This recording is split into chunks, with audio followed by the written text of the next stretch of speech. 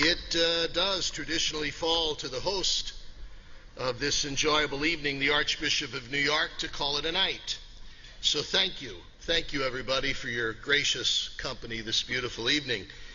What a unique honor and joy to welcome and thank President Obama and Governor and Mrs. Romney.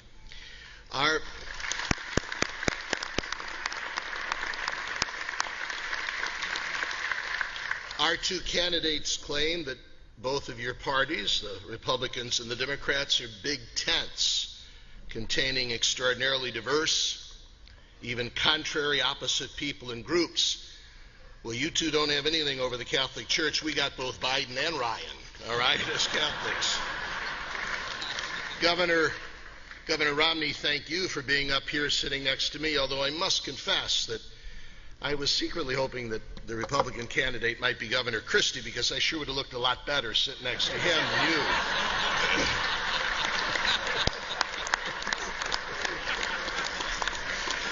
And Mr. President, I trust you'll be able to report to Mrs. Obama that I ate my vegetables and salad. If she had been First Lady instead of Mamie Eisenhower when I was growing up in the 50s, I wouldn't be in the shape I'm in, all right?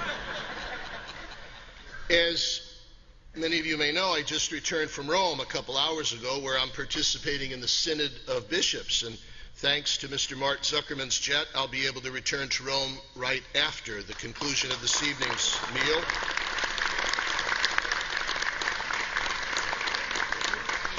By the way, just before I left Rome this morning, Pope Benedict XVI pulled me aside and asked me to deliver a personal special message to both candidates. Mr. President and Governor Romney, do you know what the Holy Father asked me to tell the two of you? Well, neither do I, because he said it in Latin, and I don't understand a word of it.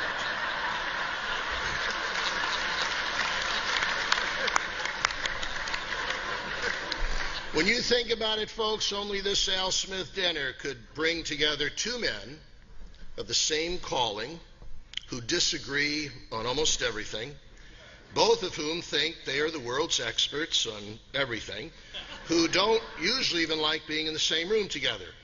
Roger Ailes and Chris Matthews. That's just amazing.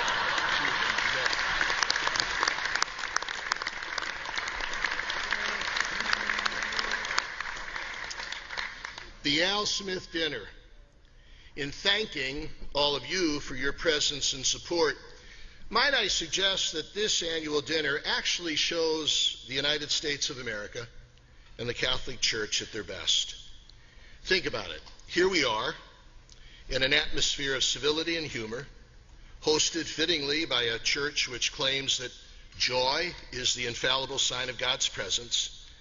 Men and women, young and old, of every ethnic and racial background, Democrats, Republicans, and Independents, Catholics, Protestants, Jews, Latter-day Saints, people of no particular creed, people of wealth, yes, but some folks here as well who barely get by, guests from Westchester and the Bronx, Dutchess County, and Staten Island, grateful all of us to be people of faith and loyal Americans, loving a country which considers religious liberty our first and most cherished freedom, convinced that faith is not just limited to an hour of Sabbath worship, but affects everything we do and dare and dream.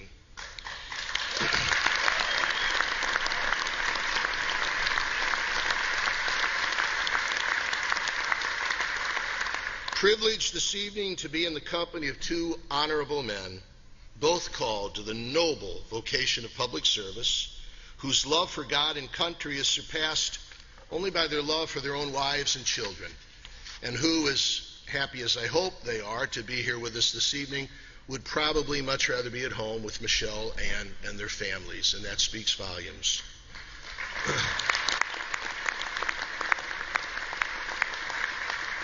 All of us reverently recalling a man of deep Catholic faith and ringing patriotism who had a tear in his Irish eyes for what we would call the uns of the world, the unemployed, the uninsured, the unwanted, the unwed mother, the innocent, fragile, unborn baby in her womb, the undocumented, the unhoused, the unhealthy, the unfed, the undereducated. Government, Al Smith believed, should be on the side of these uns. But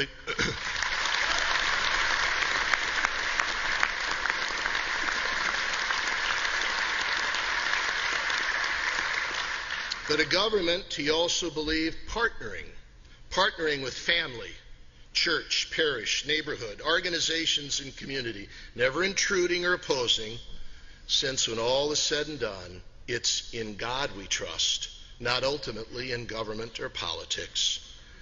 Al Smith, the happy warrior, the warrior on behalf of the uns who were so close to Jesus, or to the Native American Kateri Tekakwitha, or to the angel of the lepers of Hawaii, Sister Mary Ann Cope, both women of New York, whom this Sunday Pope Benedict will declare saints. So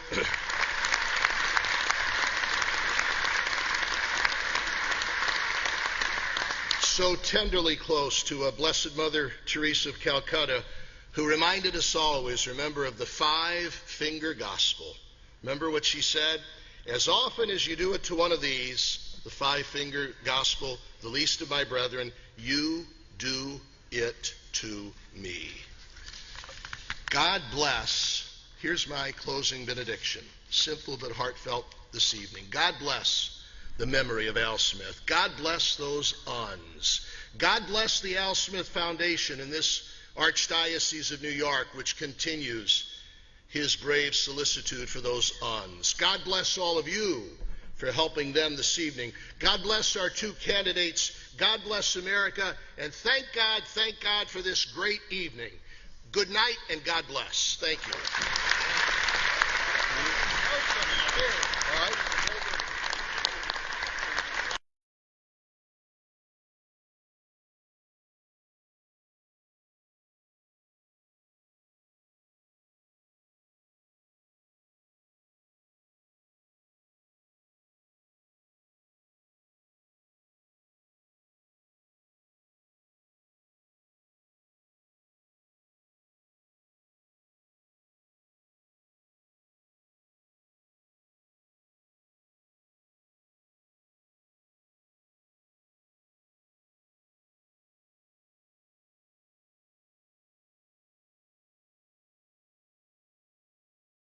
Cardinal Timothy Dolan, the Archbishop of New York and the president of the U.S. Conference of Catholic Bishops, took part in the papal conclave. He now joins us live from the Vatican. Cardinal Dolan, great to see you. Good morning. Good morning, Matt, Savannah. Good morning, America. Matt and Savannah, get over here. We miss you. I'm going to be there on Sunday night or Monday, so you're buying dinner. Let me start with you owe me carbonara. All right, it's a deal. Let me start with the dynamic. There was much talk going into the conclave of a tug of war between two camps, the old guard, the Curia, the government of the Vatican, who wanted to preserve the status quo, and the reformers who wanted to see the church move in a new direction. Which side won? I got to be honest with you, Matt. Within the Sistine Chapel, I didn't sense that tug of war. I sensed a rather remarkable, resigned consensus that we needed a man, obviously, who's holy. We call him our Holy Father. A man of theological precision, like Benedict was and John Paul. We also needed a man, though, who had a good track record of sound, effective pastoral governance. And we got one. And I think as the Cardinals began to look around and see the kind of man that we wanted, Jorge Bergoglio came to the fore. People apparently, the old timers, the veteran Cardinals, gratefully remembered him from the last time when he was there among them. And the more we got to listen to him, to know him, to hear our brother Cardinals speak about him, it was pretty clear that's where the Holy Spirit was leading us. Do you think that some cardinals, Cardinal Dolan, felt an obligation to choose a pope from the Americas, from Latin America, given the strength and the growth of the church in that region of the world? I don't know, Matt, if I'd use the word obligation. I think that added to the many attractive features that we already sensed in Cardinal Bergoglio, now Pope Francis.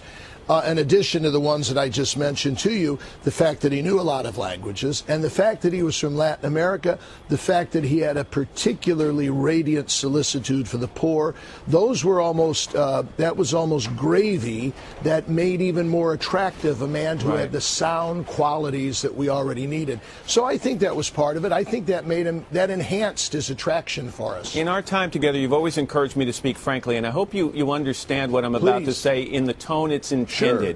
I think when he stepped out onto the loggia yesterday, there was some stunned silence for a second. I think some had expected a younger man. He's 76. Some had expected someone who at least visually seemed to epitomize a more modern church. When you looked at that image of the new pope standing with some members of the church hierarchy, visually, Cardinal Dolan, it didn't exactly scream a modern church. Do you understand what I mean?